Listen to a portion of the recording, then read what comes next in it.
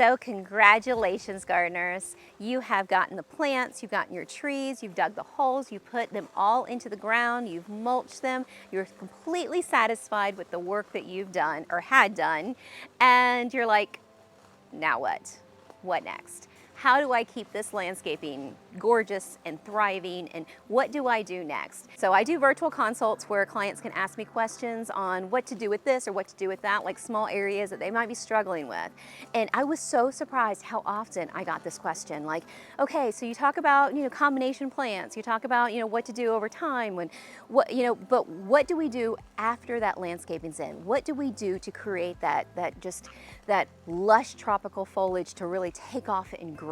And so I'm going to tell you guys exactly what I tell all of my clients right after the planting. It's as simple as 4 steps to keeping your garden from going downhill and keeping it really thriving. So the very first thing is water. So I know we always say water, water, water, but the exact what I tell my clients to do is water. If you have sandy soil, like my client does here, we're getting ready to do this tour. If you have sandy soil like that, then you're going to want to water every single day for about 30 minutes a day. And that, I know that seems excessive, but I promise you that's really going to help those roots kind of start to spread and pull out. You're going to dial back that water after 30 days. You can do every other day after 30 days for the same amount of time, and then you're going to move yourself into a 90-day cycle where you're watering 3 days a week. And that's kind of the goal. 3 days a week is an awesome amount of time to water for approximately 30 to 45 minutes, just depending on what's allotted for your area. But those are great basic lines to follow. Now, if you have clay soil where the water kind of runs off and it doesn't stay very long, you may, believe it or not, have to water that first month a couple times a day for 10-minute intervals. So you might have to water late in the evening or early in the morning for about 10 minutes. Let that water, it'll sit on the top. Some of it will percolate down. The rest of it will, unfortunately, you'll lose it. But you're going to want to kind of get those plants ready and established. And what you're trying to do is you're trying to get your plants to realize that, gosh, you're not in survival mode. You're not starving yourself. You're going to actually push them to say, okay, there's moisture out there. Let's go out and find it. So that is the goal, to get them established. And then you're going to dial that water way back, because tropicals don't need tons and tons of water. So before we get into the next tip, you guys be sure to like and subscribe. Bryce and I put these videos out every single weekend, and if this is the kind of content that you like to watch, a little bit of learning about plants and trees, a little bit about showing plant and tree material off, what does well in our area, then definitely hit that like and subscribe button, as well as that little notification bell. Okay, you guys, so for tip 2 is more like an advanced warning. This is probably going to happen when it comes to your palm trees especially. So if you had gone to the garden center and you put that bad boy in the back of your truck and the garden guys wrapped up that canopy with some rope, that way you can corral it into your backyard and install it into your garden, then you untie that canopy and beautiful, beautiful green, but then about 2 weeks later, you see tons of brown foliage on there, and you're like, what is happening? What is going wrong? This is something I tell my clients right from the beginning. It is common for transplanted trees from one location to the other. When you tie those canopies up on those palms, they get rope burn. They do not like it. They do not love us for it. Now, they will reproduce very quickly, but that is just a normal process. We try to do it for such a minimal amount of time. If it's done for a few hours, less of the fronds are going to get damaged. They get a little bit more water, less of the fronds will show attitude. So those are 2 things that you can help to combat it. Like, don't leave that canopy tied up too long. Go ahead and untie that guy and put him in the ground, and then know that a couple of those fronds, up to 5 or 6 fronds, will go brown and will drop. It's nothing you're doing wrong. That is just part of the process when canopies are tied up.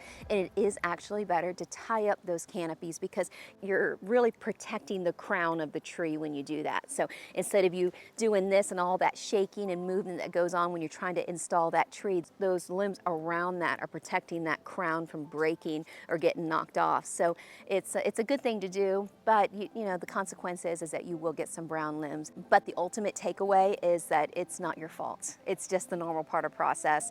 Give it a little extra water and it'll be fine. It'll bounce back and give you tons of new foliage and new fronds before you know it. So tip 3 to me really pays off.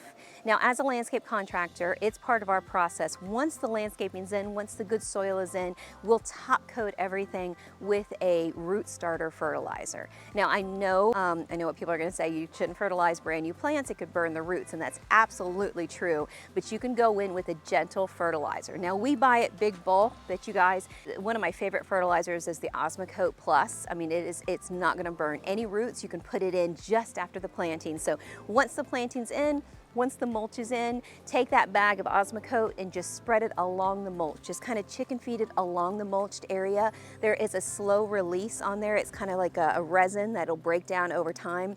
Can last around 3 to 6 months. I do tend to do that the first 3 months and then the second 3 months. And then after that, you can go to your regular fertilizer and your plants are just gonna really take off. It's just really gonna get those roots in and established and fast growth really, really fast. Okay, so tip 4, I know can be very controversial, so I'm gonna take a load off for this one. So tip 4 is weeds. We have weeds in Florida. We cannot want to talk about weeds all day long, but we have them, and we have them in the garden. And especially when you do a new landscaping, one of the things that you do is we take out quite a bit of that old soil, but we bring in new mix into the existing remaining soil, mix it all together, so that way those plants and trees really get a good dose of both. You know, they get the old so they can establish to that new environment very well, and they get the new for the boost that they're gonna need to, you know, get them strong and healthy. However, when you do all that mixing and you do all that fertilizing and then you do all that watering, the one thing that's going to grow is any seedling that is in that ground or was underneath is now on top and now busting out to get into the garden. So it is very happy and is very healthy because you've done all those great things for it. So weeding is going to be a big part. The first 6 months of a brand new garden is the most crucial. If you can, every 15 days, check for weeds through that garden, whether you're taking and hand pulling them out and getting the roots and everything with it, then ideal. If you are, there's a claw that you can get, I think it's called Grandpa Claw, I'll link it down below, and you put it in there and you twist and it pulls the whole root out. You can do that as well, or you can spray. Now I know a lot of people don't like the idea of spraying, but spraying does get into the green, down into the root system, so that one weed is not producing seeds for multiple weeds, creating neighbors of weeds all the way around. The reason why I say the first 6 months is so crucial is because all of those new weeds are going to start to really kind of come up after the landscaping starts to get established. So the first 6 months is all of those weeds that were in the ground that you couldn't get out during demo and removal.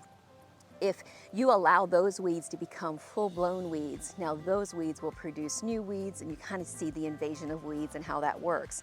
But if you stay on it, it takes about a weed about 15 days to go from a seed to an actual weed. If you hit it every 15 days, like on your calendar, then I'm telling you, you're really going to eradicate weeds from your garden. It is the best way to get rid of them. Go through and either spray or pull or whatever your method is, hit those bad boys right from the beginning. That way they're not replicating and creating a havoc of weeds throughout your whole garden. And if you guys run across anything that you've done in your garden that has just been a game changer, then please stick in the comments down below. Those of you guys who are looking for alternative options, read those comments down below because we have a fantastic community of gardeners out there. You guys are fabulous, and you've always putting really good details into the comments, kind of sharing your advice and your experience and some of your failures, which I just love. That which really helps a lot of folks that are new to Florida or new gardeners in general. It really helps them kind of skip some of those bad steps that a lot of us gardeners have made. So I know today's video was a little bit different than the norm, but if you like video content like this that's more directed towards specific things, then please list it in the comments down below, because I want to help as many people as I can. And I didn't realize that first couple months of planting, I mean, I tell my clients that, but I've never done a video based on that until I did my virtual consults yesterday and got hit with that question more times than I thought. But you guys may be aware of this. So I am a landscape designer, and we do projects just like you're going to see here behind me. We're getting ready to do a garden tour while we're here. And we also do landscapes designs outside those areas. And now, most recently, we've started virtual consults. And that's what I was doing yesterday when I got some of these questions. And it's pretty much reviewing individual spaces or a little bit of help with this or with that. But I'll put all of that information down below. You guys can take a look at that and see if that's going to be a good fit for you. Please contact my daughter-in-law, Marissa. She handles all of those phone phone calls with your name and your address, and then we'll see if we're going to be a good fit for you guys. Bryce says, please be sure to leave your phone number so that way she can reach out to you guys. But other than that, yeah, let me know if this content helps, and if you enjoyed today's video, then you might enjoy the garden tour that we have, and we'll be sure to post it right over here. Take care.